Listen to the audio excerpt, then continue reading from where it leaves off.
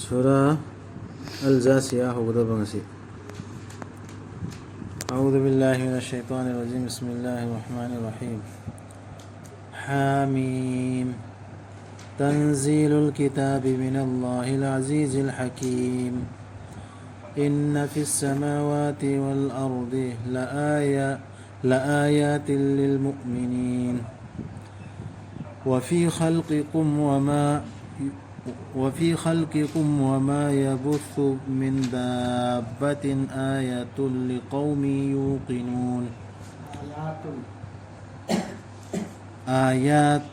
لقوم يوقنون واختلاف الليل والنهار وما أنزل الله من السماء من رزق فأحيا به الأرض بعد موتها وتصرف الرياح آيات لقوم يعقلون تلك آيات الله نتلوها عليك بالحق فبأي حديث بعد الله وآياته يؤمنون ويل لكل أفاك أثيم يسمع آيات الله تتلى عليه ثم يصر مستكبرا كأن لم يسمعها فبشره بعذاب أليم وإذا علم من آياتنا شيئا اتخذها هزوا أولئك لهم عذاب مهين من ورائهم جهنم ولا يغني عنهم ما كسبوا شيئا ولا ما اتخذوا من دون الله أولياء ولهم عذاب عظيم هذا هدى والذين كفروا بآيات ربهم لهم عذاب من رجز عليم. سورة الجاثية هو بكم. أعوذ بالله من الشيطان الرجيم. حاميم. لايرك أسي هذا برقلي بسي الله دقني بانقل بدو أسين بدو سمعنا هو بس ده سيجي سورة سلمة أما عران شو نحن جد شو شيء ما معناه شو هو كرمه الله نثار إمي هاي سيجي سندونا دم تا سورة ما هم سمعنا هو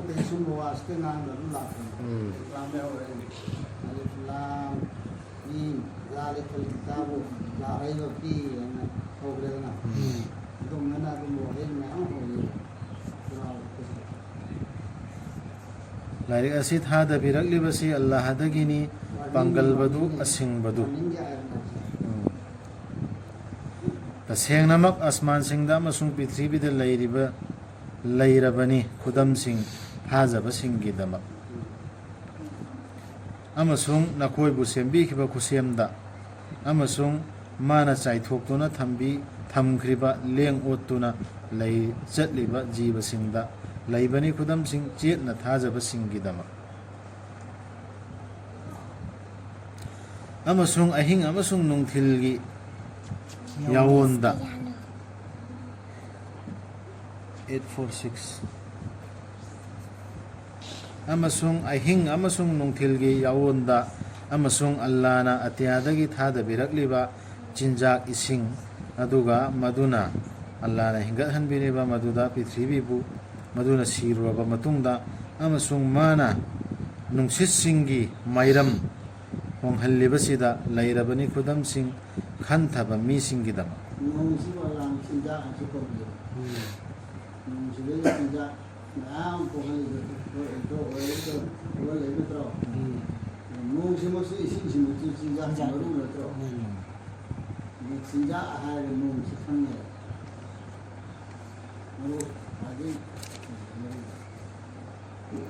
ꯃꯈꯣꯏꯁꯤ ꯑꯜꯂꯥꯍꯒꯤ ꯑꯌꯥꯠꯁꯤꯡꯅꯤ खुदम नाम ले रहे से कलवरा में खाई जी अरे खान का बनी जी चीन था जब भी ईमान वाला भी खाद मी सिंह जी खुदम ले रहे हैं इधर हो हरी सिंह से खुदम सिकाई की खुदम अल्लाह कब मपून है भी खुदम अल्लाह कम पुण्य है खुदम ने जो मको कहा जी का काम दे अल्लाह ने था दे अल्लाह हरे ने हर से सी जो खुदम चले Karena harus kita waktu malam lagi, masih kursi. Quran से पागद और से खुदम से Allah harus naam saya wadi khudam lagi. Quran से पागद और बन नहीं नगद और बस सिंह से अदो के खुदम ने बस दलील ने कुरान से Allah hari ni harus khudam sudah tak namanya. Aku apa kan tahu ni harus si khudam si aku ani nak dia apa nak dia si khudam si sudah tanda ni si hai kursi मखोई से अल्लाह के आयात सिंह ने अखोइना मखोइदुबु थी थरिबा नंगोंदा चुम्बग लोइनना अदु ओइरबदी करम्बा हदीसतनो अल्लाह अमसुंग मागे आयात सिंगी तुंगदा नखोइना थाजगदौरि सिपुना है अपुंबला और है अल्लाह के नेवन मोनबी नोंद थी धरिसी सेना सेंगोना थी धरिना ए कबिल हक sili ayat ini terima tunda sudah ini apa Allah diwali Allah diwasi kalau karam benar orang karam hadis dan orang tahu hadis yang paling jauh jadi ayat hadis yang karam hadis dan بعد الله Allah tunda Allah hari ini tunda amusu ayat ini ayat ini tunda sili tetap dah ini tunda sili tetap karam buat orang tahu makoi nak tahu يؤمنون اسمه قوي بالله ما هم بالله انسان ثاني دوسي الله هاي لا يسوي هاي كم بالله كم بحديث ثاني sini khoi ngasi mak himadang da question answer tai aidi hadis su pa ba nai na ba jam jam ba miyam na khang na ba hon na ba tam ba ngai phada bra ngai pa hadis sikari no khang do ba hadis har sikari no si khango aduga quran gidi quran na ta ye ayat ko mat to hanjin hanjin adum kitang chat pa tang quran se ki sujik ta isi quran gi matang da si allah ne pire me ne pire mi sini sina ta don hon karam bano ba khang na ba nai na ta na dor si khang dir ngai da nai na ba bi nai na ga no hai bina ta ba allah ne pire ba ayat sing si khang dir ngai da karam ba hadis no ba nai na ga dor si khang dra ga am du ka mai khang ga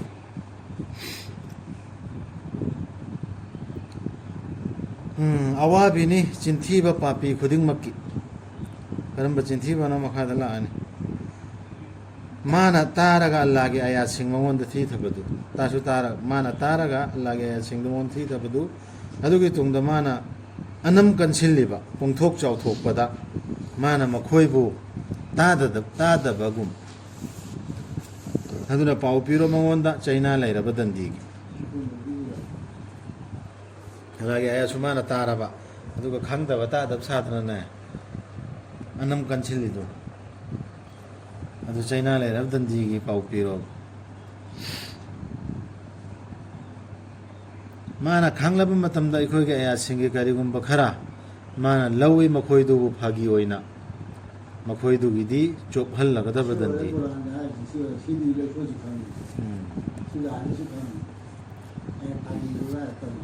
नत्र लूर लौखरदुना अमदुनेबा अतोप लाइसिंगदु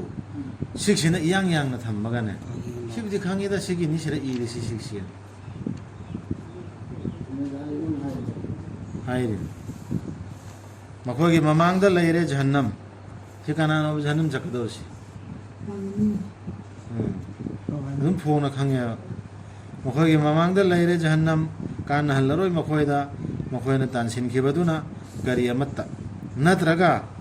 मखोयना अल्लाहबु थमलगा मिचंगसिंग ओइना लौखिबा सिंगदुना करी अमत्ता मखोयगिदि अचौबा दंदीनि सिगे आया सिंगजा खन थबदबु एखोयदा दुम तोप ताद्रो एखोयना मिचंग थम्मिसि कनानो बा सिगे आया सिंगसि तारा मतुंगदा मिचंग थम्मि कंगुसि अदो एखोय रक्ता लैरि नत्रो उरु लैजिनदना माना ibaduna chummi mana hairsina chummi mana laurisina chummi ayasingse khanthagdabduna masi Quran si lamjingni aduga makhoigi rabki ayat singda thajadaba sing makhoigi di akanba dandini chaina leiram akanba dandi garsi kanadunu phangadawsi hidayah lai si Quran hai sineba ada huda aniga siksineba lamjingsi lelo mathun da aduga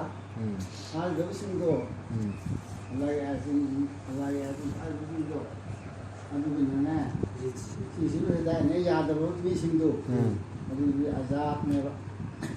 yam to basane sigi Quran sina Quran ga ya sing sina lamjing ni mai pak na bagi agi hidayat ki lambi ne na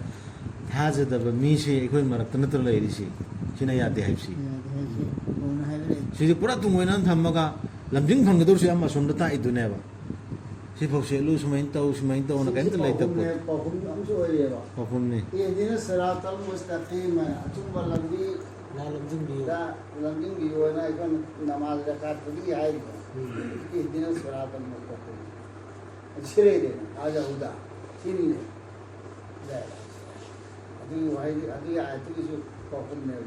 doa bi pahum ne dai phangya di Quran si pai wa Allah nani na khoi gi na kha pol hanbiri badu samudra bu jahaz sing chatpa yana ba maduda magi hukumda aduga na khoi na thijana ba magi marang kaiba thaujal aduga na suna koi jaram mante ai jaral li me ba ala hukum na aduga na khoi na oijarak na ba tawbimal khambasi si pumbasi loina ibadat ni hai bugum bani si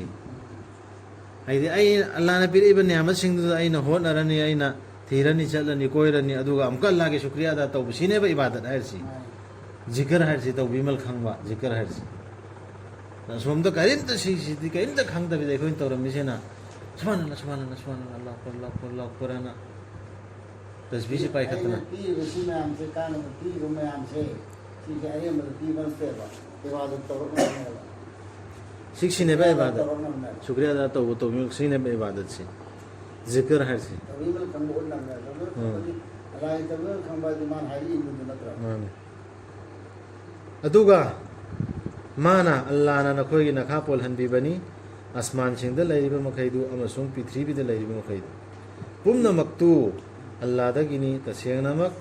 Madhuda लैरबनी खुदम सिंह वखल अंधब मिसिंग ek makhluk ko usi dunia le por ko usi insan ki makab ko और इंसान की जन्म तरी शुरू हुई चाहे माफिल अर्थ जमी आए ना को तो जाओ रे रे अपराधा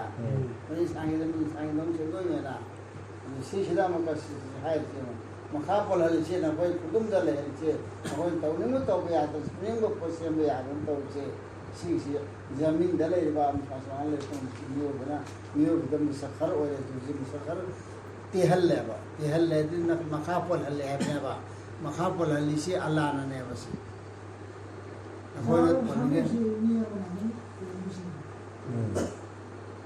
ये आसमान दे का खतरा हो मेरे का और सी मखा पोल हम मंत्र तसेंगनमक मधुदा लैरबनी खुदम सिंह वखल खंथब मिसिंग खन कुरान सिदा दुम हंजिन हंजिन हाय रिमी खन थनबा अदरगी लमजिंग लौनबा से दुम हायरमेबा सिनते बे खोइन तौरसिना उरु लैदना जिंफा से पुनबा पानबा जिंफा पुगनु पागनु हायबना तब हंजिन हंजिन पाबा करिनो नि खंगदबा सुमैना नोम नोमना सुमै नोम सि मतंग दा शेख हासिम अल हकीम याना सऊदी की माय मोहल्ला दै लेरमने मा कुछ पाइ न तम दि मा खंग दे कोई करिनो बराय से माना नहन थागले इदु वीडियो मा सुमैना नोम कुरान सोल सि करिनो न माना हंगे करिनो सिदि यहूदी की इबादत तुम अदरगी अमना माना मखा सम थयबा अमल मैं नोम बसि खंग दब दैने नोम बसि खंग दि नोम गिरिया है नाम ले दू कब गए बात तो हम नोम बिदु हम ले दू नन दमान हाइब दे न एबा ओइ बोन केरा सोमदे नोम नोम न खरि म्याम तोरा सोमदे यहूदी खै नोम इबादत तवे फलाम मे कब अदरे अमना खंग नबा पारिबा लारि अंगा लाइ पारे दु नोम ब्राने मा क्लास 9 10 की पाक पान नोम ग जिम बाबू ब्रा सिनो मिसी सिदा नोम मिसी खंग दब दैने बा पारिबा पोसे खंग दे तुमक तनब नो मिसी और मैं कयम ब खंगम मदी ꯅꯣꯡꯃ ꯕ꯭ꯔꯦꯟ ꯆꯥꯏꯔꯛꯀꯅꯦꯕ ꯅꯣꯡꯃꯗꯤ ꯉꯥꯎꯔ ꯅꯣꯡꯃꯤꯗꯣ ꯒ꯭ꯌꯥꯟ ꯇꯥꯔꯣꯏ. ꯇꯨꯝꯗꯅꯕ ꯅꯣꯡꯃ ꯉꯥꯛꯁꯨ ꯌꯥꯎꯔꯤꯑꯕ ꯌꯥꯎꯋꯦ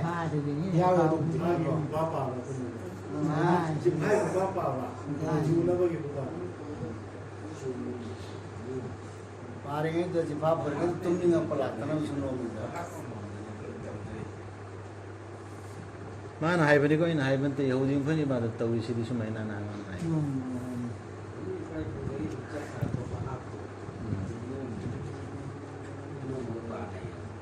ꯑꯗꯨꯗꯩ ꯑꯃꯅ ꯅꯣꯝꯃꯒ ꯄꯥꯅꯩ ꯆꯤꯟꯐꯥ ꯆꯣꯛꯄꯩ ꯀ꯭ꯂꯥꯁ 9, 10ꯒꯤ ꯑꯉꯥꯡꯗꯨ ꯅꯣꯝꯕ꯭ꯔꯥꯅꯦ ꯆꯤꯟꯐꯥ ꯄꯣꯛꯄꯥꯟꯗ ꯑꯗꯣꯝꯗ ꯍꯦꯛꯇ ꯊꯩꯖꯤꯟꯒꯅꯣꯕ ꯅꯣꯝ ꯑꯩꯁꯤ ꯀꯗꯥꯏꯗꯩꯅꯣ ꯆꯠꯅꯕꯤ ꯑꯃ ꯂꯥꯛꯑꯦꯕ ꯀꯨꯔꯥꯟꯗꯅ ꯍꯦꯛꯇ ꯅꯣꯝꯕ ꯑꯃꯗꯨ ꯆꯤꯟꯐꯥ ꯄꯣꯞꯇꯣ ꯑꯗꯨ ꯆꯥꯎꯕ ꯂꯥꯏꯔꯤꯛ ꯁꯥꯏꯟꯁꯀꯤ ꯀꯩꯗꯨ ꯆꯤꯟꯐꯥ ꯄꯣꯞꯇꯨꯅ ꯁꯨꯝꯅꯣꯝ ꯅꯣꯝꯗꯦ. ꯂꯣꯏꯅ ꯅꯣꯡꯃꯤꯗ ꯅꯣꯡꯃꯤꯗꯁꯨ ꯌꯥꯎꯔꯤꯕ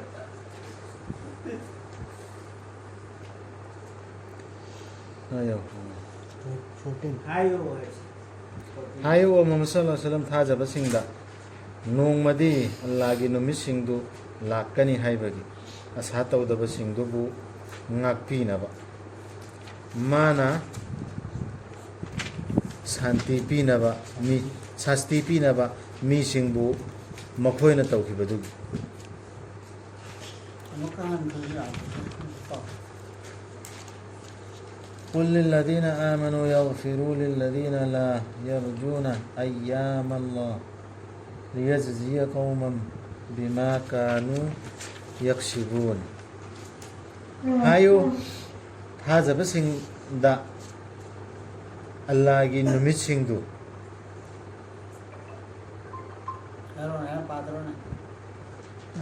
أسهات أو دبس سنگدو ngakpinaba asha tawdaba singdubu thajadaba singdubu ngakpinaba iman wala singda hayoba haidi Allah na sasti pinaba mi singbu mokhoina tawkibadugi sigi aya sira munna khanthaba yaba aya phajaba ni si aya ram yawre si poinam yawre aikoina sida iman wala singsiga thajadaba singa Quran ki against ngakpada Quran nataba to bam ngakpakanda khumnaning du saudro khumna nu hayrimi khumna gano mukna gano ba hayo makhoida kariyan ngakpi na ba hayo ba rasul da helim makhoina lala iba soire iba ngang ime amdo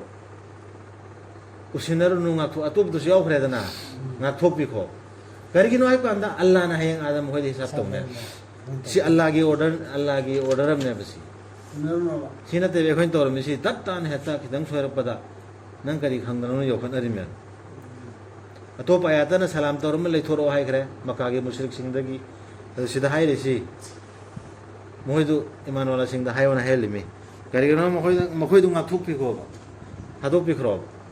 karigeno Allah na ade faisla tawna ba moidu karidu pina mohen tansin ke du fol du pina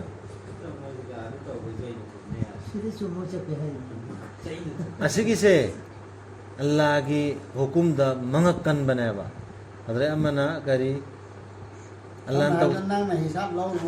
mana challenge ne Allah da challenge tahu kumban yang pada tahu ne ba eko ju tahu ke mi hana pang ngai da si tahu roi da mi ngangi mi awra panda kana gummana afaba thabak tawra tu makha dam ka sandona la madu masagi mathwai gini aduga kanagumana fattaba tawraba madu masagi mayoktani adugi tungda nakhoi gi rapta nakhoi bu halalakadabani haidi Allah na neba tawdor si nakhoi na nakhoi amana amagi hisab longno gadam natte yare se boto se sa Allah